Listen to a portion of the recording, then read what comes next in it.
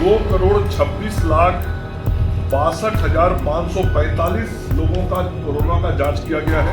कल रात तक की जो स्थिति थी राज्य के कोरोना के मामले में 289 केवल बचे और 10 महीना 12 दिन पहले पिछले 29 अप्रैल को जो डेटा था हम उसके नीचे चले गए। 30 अप्रैल को 365 था, 28 अप्रैल को 346 था और पिछले 26 अप्रैल। नमस्कार, आप देख रहे हैं रिपब्लिकन न्यूज़ और मैं हूं शिवम कुमार। बिहार सरकार के स्वास्थ्य मंत्री मंगल पांडे ने कोरोना से जुड़ी सारी जानकारी आज मीडिया के सामने रखी और सारे आंकड़े भी पेश किए।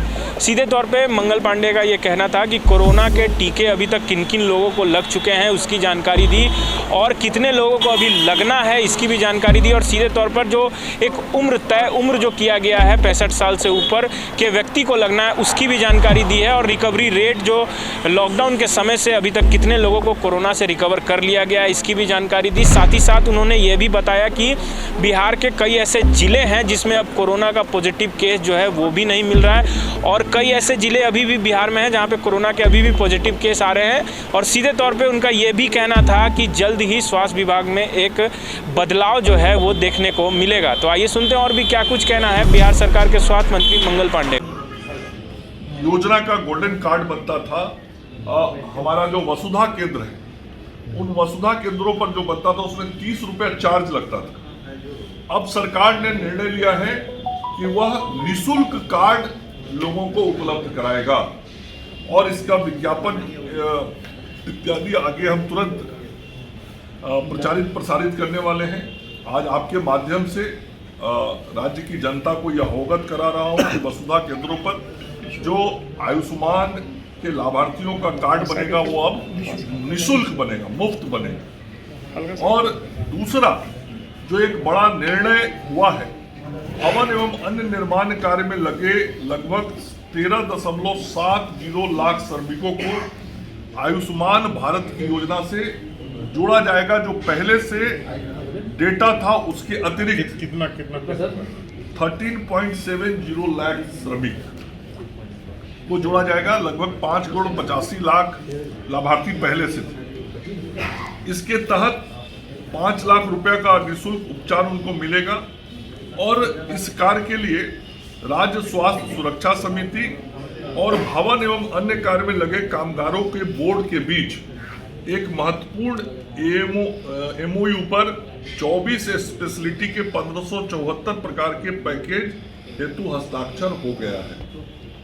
इस एमओयू के बाद अब प्रधानमंत्री जन आरोग्य योजना भारत का लाभ भवन एवं अन्य निर्माण कार्य से जुड़े श्रमिक भी आसानी से उठा सकेंगे।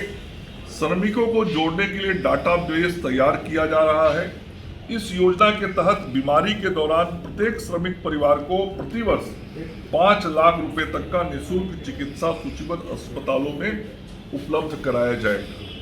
तो यह एक बहुत बड़ा लाभ राज्य के गरीब उन लोगों को मिलेगा जो दैनिक मजदूर के रूप में भवन निर्माण इत्यादि के कार्य में 13.70 लाख 5,85,00,000 विचार नहीं ले पाते थे, एडवाइस नहीं ले पाते थे, वैसे लोगों के लिए हम लोगों ने टेलीमेडिसिन की सुविधा 21 फरवरी 21 को शुरू की माननीय मुख्यमंत्री जी के द्वारा।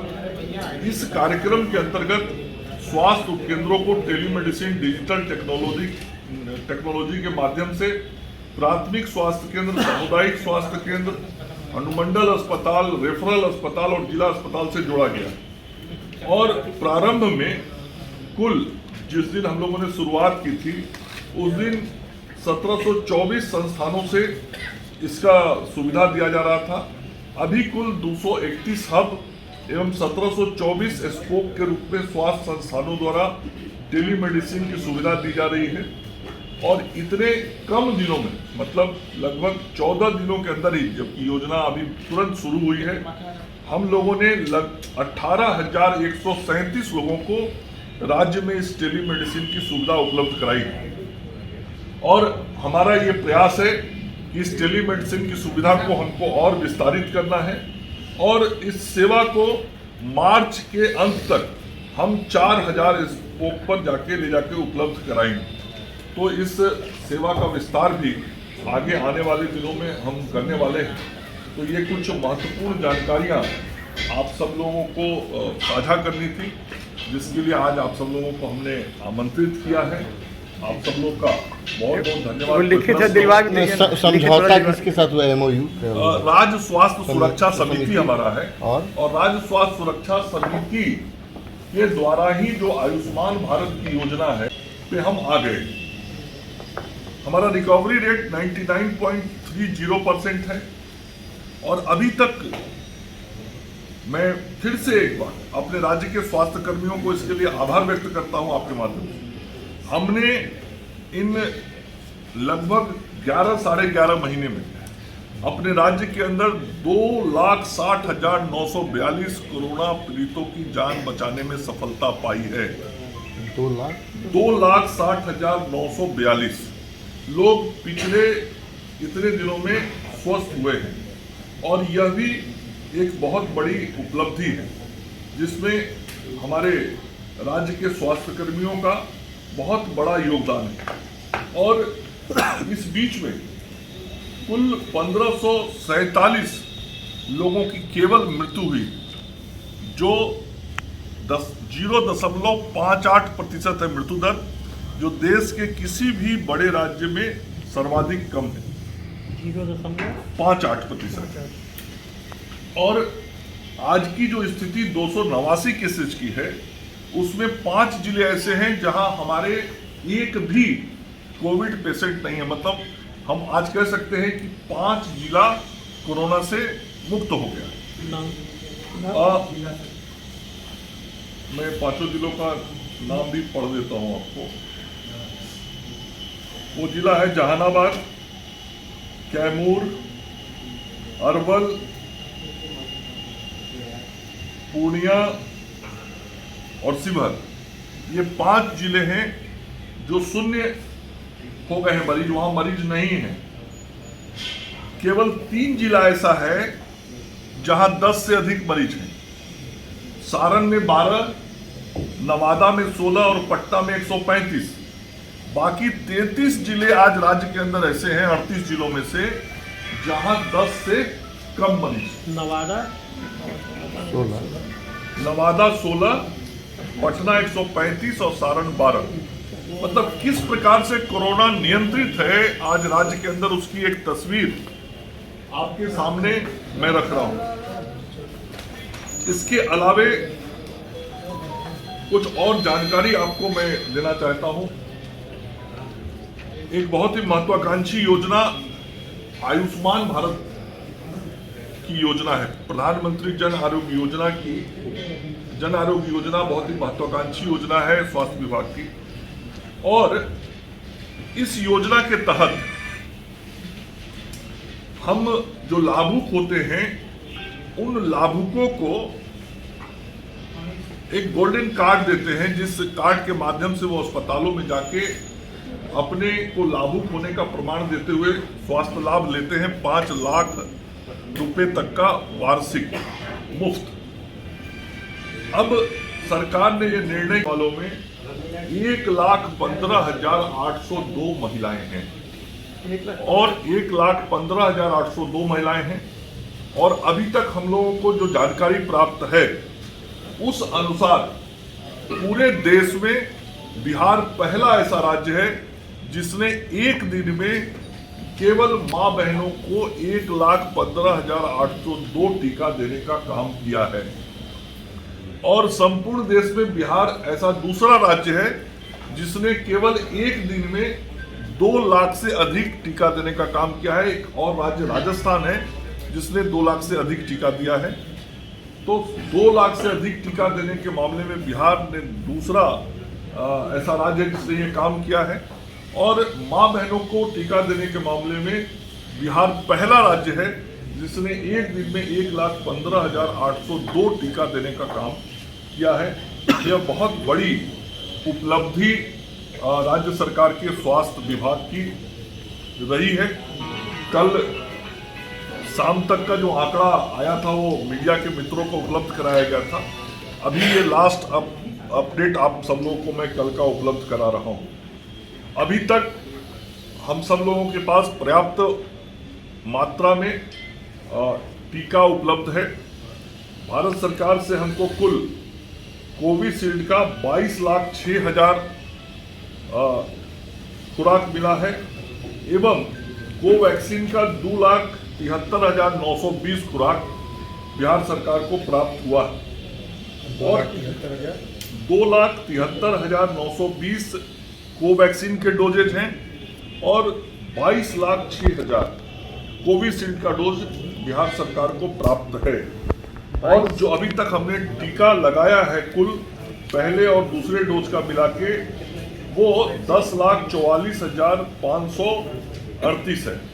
फिर से 10,44,538 है। ये सब कल देर रात का अंतिम आंकड़ा है।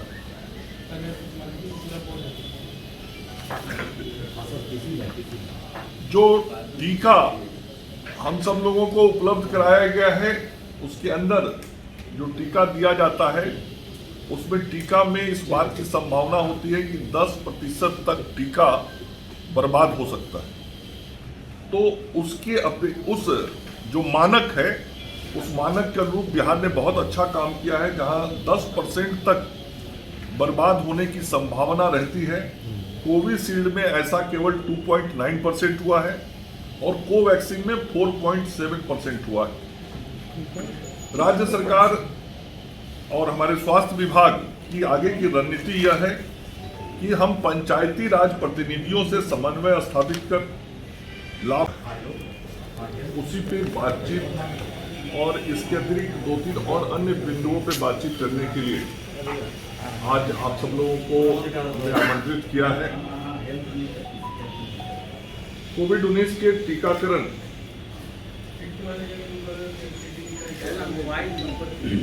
का निर्णय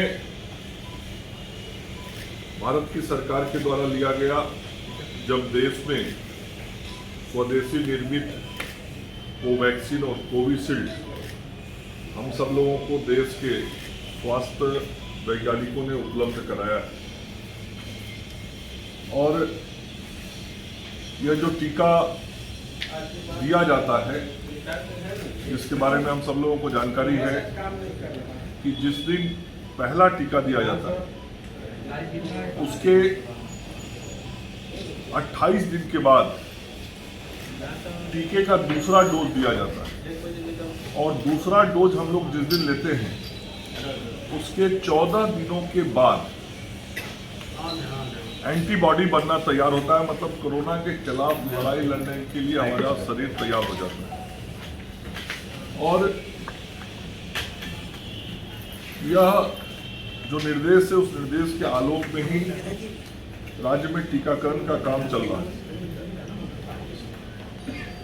राज्य में जब टीकाकरण का काम शुरू करना था तो उसके पहले सभी जिलों में इसके लिए ड्राई रन किया गया, मॉक ड्रिल हुआ और ये 8 जनवरी 2021 को संचालित किया गया।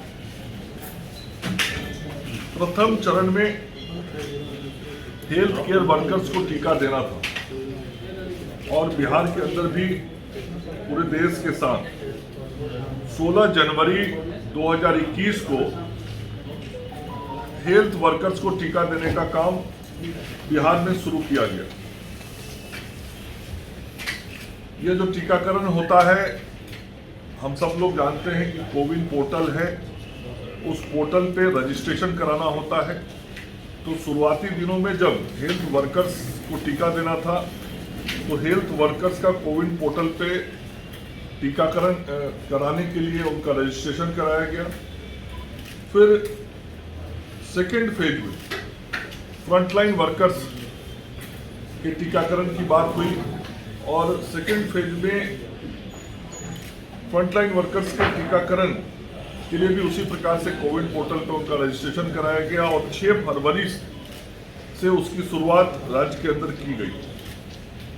तीसरा चरण जिसका हम सब लोग को इंतजार था, राज्यवासियों को इंतजार था, जिसमें आम लोगों को इससे जुड़ना था, उस टीकाकरण की शुरुआत भी तीसरे चरण की टीकाकरण की शुरुआत राज्य में 1 मार्च 2021 से शुरू हुई और यह जो टीकाकरण की शुरुआत हुई, इसमें यह था कि जिसका उम्र 60 साल से अधिक होगा या 45 वर्ष से 60 वर्ष के वैसे लोग जिनको 20 प्रकार की चिन्हित गंभीर बीमारियां होंगी, उन लोगों को ये टीका दिया जाएगा। और 60 वर्ष की आयु 1 जनवरी 2022 को पूरा होना चाहिए। तो जिनकी ये अवस्था होगी, उनको ये टीका देने का काम किया जाएगा। और ये टीका देने का काम 1 मार्च से शुरू हुआ। यह टीकाकरण राज्य के कुल 11 सरकारी चिकित्सा महाविद्यालयों में, 36 जिला अस्पतालों में, 45 अनुमंडलीय अस्पतालों में तथा 533 प्राथमिक स्वास्थ्य केंद्र और सामुदायिक स्वास्थ्य केंद्रों पर इसके सत्र, टीकाकरण के सत्र आयोजित किए जा रहे हैं। इसके साथ ही जो निजी स्वास्थ्य संस्थान हैं, वैसे 50 आयुष्मान भारत एवं 14 CGHS के अंतर्गत जो इम्पैनल्ड हैं, वैसे अस्पतालों में ये टीकाकरण किया जा रहा है। और पूर्व से 67 निजी संस्थानें हैं जिनमें टीकाकरण के कार्य किए जा रहे हैं। तो इन सभी स्थलों पर सत्र आयोजित करके निःशुल्क टीकाकरण का कार्य किया जा रहा है। निःशुल्क टीकाकरण के संबंध में ज़्यादा से ज़्यादा समाज में जागरूकता आए, इसके लिए जो विभिन्न समाचार पत्र या विज्ञापन हैं, उनके माध्यम से समाज में जागरूकता का प्रयास किया जा रहा है कि ताकि अधिक से अधिक लोग टीका लें। और इस संपूर्ण टीकाकरण के काम में जो एक बहुत बड़ा लक्ष्य हम सब लोगों ने तय किया है, वो 8 मार्च जो अंतर्राष्ट्रीय महिला दिवस था, इस अंतर्राष्ट्रीय महिला दिवस के दिन स्वास्थ्य विभाग ने विशेष रूप से ये लक्ष्य किया कि हम राज्य में मां बहनों को इस कोविड से मुक्त कराने के लिए टीकाकरण का विशेष अभियान चलाएंगे। और मुझे आज आप सब लोगों को बताते हुए इस बात की बहुत खुशी हो रही है कि कल 8 मार्च को जो टीकाकरण का अभियान चलाया गया, उस टीकाकरण के अभियान में कल 2,02,137 लोगों को टीका दिलाया गया। और जिन 2,02,137 लोगों को टीका दिलाया गया है, उन 2,02,000 और साथ ही वृद्धा पेंशन के लाभुकों को चिन्हित कर टीकाकरण कराया जाएगा। क्योंकि 60 साल से ऊपर के लोगों का टीकाकरण का कार्यक्रम चलाना है, तो इसको भी हम लोग लक्षित कर रहे हैं कि जिन लोगों को वृद्धावस्था पेंशन दिया जा रहा है, उन लोगों को योजनाबद्ध तरीके से प्रेरित करके हम टीकाकरण केंद्र तक पहुंचा के उनको टीकाकरित करने का काम करें। जो कोविड-19 टीकाकरण केंद्र के क्रियान्वयन की अद्यतन स्थिति है, वह यह है कि 1 मार्च तक हमारे 94 केंद्र थे, 5 मार्च तक ये 750 केंद्र हो गया, 8 मार्च जो कल बीता है 1100 केंद्रों पर यह कार्यक्रम चला, और 15 मार्च तक हम लगभग 1500 केंद्रों तक बढ़ जाएंगे आगे, और 25 मार्च तक 2000 केंद्र हो जाएंगे, जहां विभिन्न सत्रों में ये टीकाकरण का काम किया जाएगा।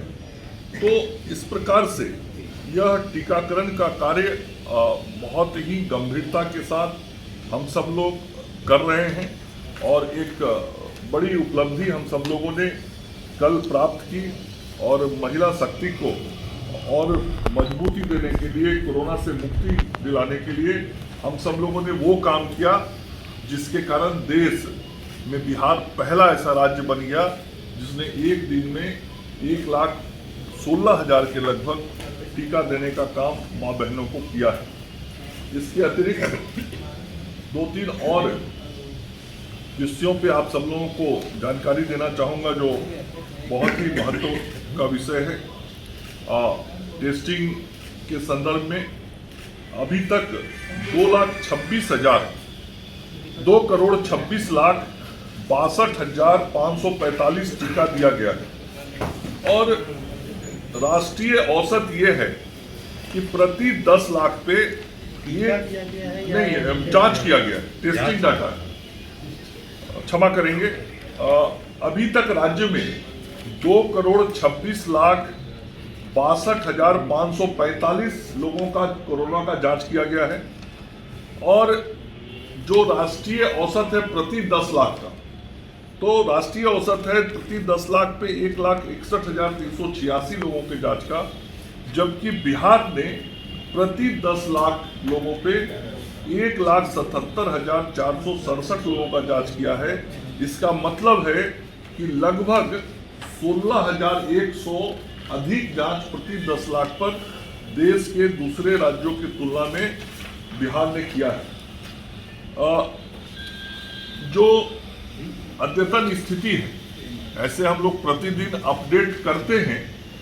हमारा जो स्वास्थ्य विभाग का ट्विटर अकाउंट है, उस ट्विटर अकाउंट पे डेली अपडेट होता है कि आज की स्थिति क्या है। कल रात तक की जो स्थिति थी राज्य के कोरोना के मामले में, वो यह थी कि एक्टिव केस 289 केवल बचे और 10 महीना 12 दिन पहले पिछले 29 अप्रैल को जो डेटा था, हम उसके नीचे चले गए। मतलब आज राज्य में जो एक्टिव केस है वो केवल 289 और 10 महीना 12 दिन के सबसे न्यूनतम संख्या पे हम पहुंच गए। उस समय कितना है? उस समय मैं बता दूंगा, उस समय की संख्या भी आपको बता देता हूं।